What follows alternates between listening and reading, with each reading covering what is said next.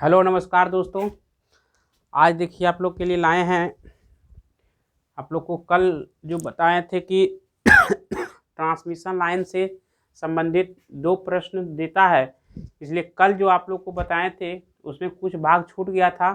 आज आप लोग के लिए इंसुलेटर के बारे में मुख्य रूप से बताने के लिए मतलब वीडियो बना रहे हैं, ठीक है। और ये आप लोग को 3 से 4 प्रकार के इंसुलेटर हमेशा एगो दूगो क्वेश्चन पूछता है। कभी दे देता है सैम्पल, पूछ देता है कौन सा इंसुलेटर है। तो देखिए ट्रांसमिशन लाइन से जो शेष क्वेश्चन बचा हुआ था उसी का हम शेष भाग आज लाए हैं।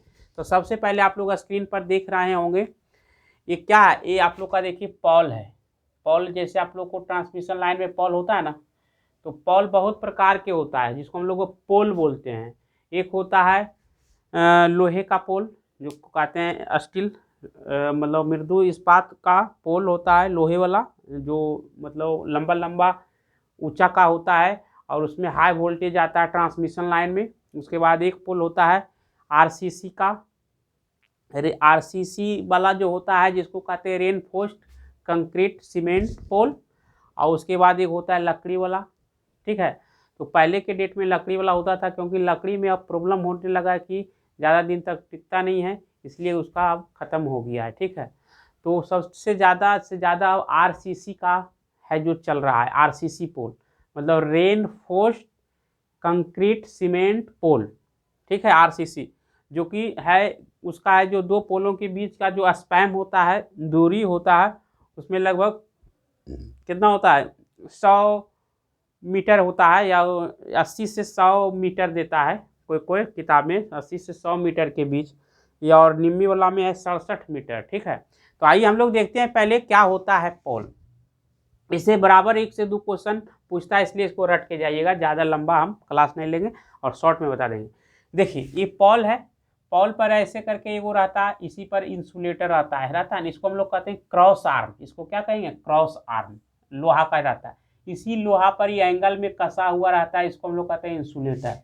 ये इंसुलेटर देखिए, ये इंसुलेटर और आपका ये इंसुलेटर दुइयों मिल रहा है, नहीं मिल रहा है, लेकिन यही अंतर में कि ये इसमें 3 गो है तो 3 शेडेड हो जाएगा, 3 शेडेड, और इसमें 2 गो है तो 2 शेडेड होगा, ठीक है। अब देखिए इस ये भाग को पोल कहते हैं। ये जो नीचे वाला है जो ये जमीन में गड़ा हुआ ये भूमि है, क्या है? समतल स्थान भूमि है। और यहाँ पर आप लोग पॉल को देखते होंगे, मतलब झुकाव से बचाने के लिए, जैसे जहाँ पे ट्रांसफार्मर होता है या कहीं पोल होता है ना, तो गाइड वाला एगो तार लगा देता है कि झुके नहीं, टेढ़ा नहीं हो या गिरे नहीं। तो इसी को हम लोग कहते हैं स्टे वायर। इसको क्या कहते हैं? Stay wire. इसको कहते हैं हम लोग अपना भाषा में कि गाय तार। कौन तार कहते हैं? गाय तार। गाय तार काहे कहते थे कि पहले के डेट में गांव में ज़्यादा से ज़्यादा ये सब तार में गाय बांध देता था, इसलिए इसको गाय तार भी बोला जाता है। तो आप लोग को पूछेगा गाय तार क्या है, तो आप लोग समझ जाइएगा यही स्टेम वायर को हम लोग गाय तार कहते हैं। स्टेम इसको होता है रोकना, वायर विस्तार, मतलब स्टेम में रोक करके रखता है, इस पोल को गिरने से बचाता है। और इसमें इंसुलेटर होता है यूज, देखिएगा आप लोग 8 से 10 फीट के दूरी पर होता है इंसुलेटर। का है कि अगर इसमें लीकेज करंट भी रहेगा पानी के स्पर्श से इसमें, तो ये अगर कोई व्यक्ति छू लेगा इसको या कोई जानवर छू लेगा तो झटका मारेगा, इसलिए यहाँ तक धारा आएगा, इसके बाद यहाँ इंसुलेटर डाल देता है, नीचे नहीं आता है, ठीक है। तो इसी को कहते हैं स्टे इंसुलेटर। स्टे वायर में जो इंसुलेटर प्रयोग होता है उसको कहते हैं स्टे इंसुलेटर, ठीक है। इंसुलेटर मतलब वैसा पदार्थ जिससे होकर विद्युत धारा प्रवाहित नहीं होता है। और इंसुलेटर किसका बना होता है? पोर्सिलेन का या एवेस्टस का बना होता है। क्लियर? अब देखिए क्वेश्चन पूछता है कि स्टे वायर जो होता है वो कितना डिग्री पर होता है पृथ्वी से? तो 45 डिग्री। एक इस बार है जो टेक्निकल हेल्पर में एक क्वेश्चन पूछा था, इसलिए आप लोग को बताएं 45 डिग्री पर स्टे वायर या गाय तार है जो भूमि से जुड़ा हुआ होता है 45 डिग्री पर। आगे क्लियर? अब देखते हैं हम लोग थोड़ा बहुत से इंसुलेटर के बारे में। देखिए ए वाला इंसुलेटर आप लोग देखे होंगे बड़ा वाला पॉल पर लटका हुआ रहता है, इसलिए इसको हम क्या नाम दिए हैं? Suspension insulator. इसको हम कहते हैं सस्पेंशन इंसुलेटर, या इसको हम कहते हैं डिश इंसुलेटर, या इसको हम लोग कहते हैं लटकन इंसुलेटर। लटकन इंसुलेटर के नाम से भी जानते हैं, तो इसको नोट कर लीजिएगा। अगर ये भाई मिलेगा तो समझ जाइएगा कि कौन इंसुलेटर है। तो ज़्यादा से ज़्यादा इसको कहिएगा सस्पेंशन टाइप, या डिश इंसुलेटर या लटकन इंसुलेटर।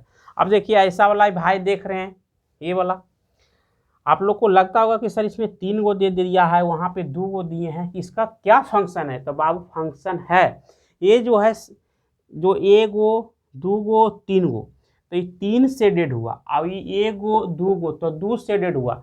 तो जैसे 1 शेडेड में होता है 11 kV वोल्टेज को बर्दाश्त करेगा, 2 kV 2 शेडेड रहेगा तो 11 दूनी 22 kV, फिर 3 गो रहेगा तो 33 kV। इससे पता चलता है kV, 1 शेडेड में ये 1 शेडेड हुआ, ये 2 शेडेड हुआ, ये 3 शेडेड हुआ, तो 33 kV इंसुलेटर बर्दाश्त करेगा, 33 kV पर ही लगेगा। समझ आ गया? Kilo volt. अब देखिए ये तो हो गया सस्पेंशन टाइप, ये हो गया पिन टाइप, इसको कहते हैं पिन टाइप इंसुलेटर। अगला तीसरा नंबर ये है आप लोग का, देखिए ये वाला आप लोग बार बार देखते हैं, यहाँ पे क्वेश्चन दे देगा कि जहाँ पे तार या जहाँ पे पोल मुड़ता है, जैसे इधर से इधर जा रहा है, अब इधर से इधर जा रहा है, तो यहाँ पर मुड़ने वाले स्ट्रेन जो तनाव है उसको कम करने वाला यही इंसुलेटर होता है, इसलिए इसको कहते हैं स्ट्रेन इंसुलेटर। ये ऐसे स्थानों पर लगता है जहाँ पे तनाव होता है, तो ये तनाव बल को क्या करता है? कम करता है। किस अवस्था में लगता है? तो क्षैतिज अवस्था में। कौन अवस्था में बाबू? तो हॉरिजेंटल अवस्था में लगता है, याद रखिएगा, ठीक है। तो ये हो गया, इसको स्ट्रेन इंसुलेटर कहते हैं, जो तनाव बल को कम करता है, जहाँ पे तार उर घूमता है या मार्ग चेंज करता है वहाँ पे भी स्ट्रेन इंसुलेटर का उपयोग करते हैं। क्लियर? अब आइए और कुछ इंसुलेटर है उसके बारे में हम लोग थोड़ा देख लेते हैं। जैसे एक होता है, एक इंसुलेटर सेकल टाइप होता है, तो सेकल टाइप इंसुलेटर कैसा होता है इसके बारे में देख लेंगे।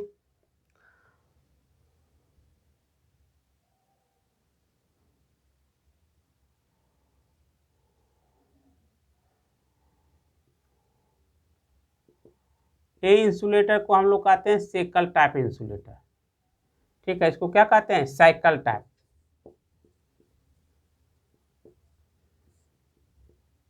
Cycle type, cycle type insulator.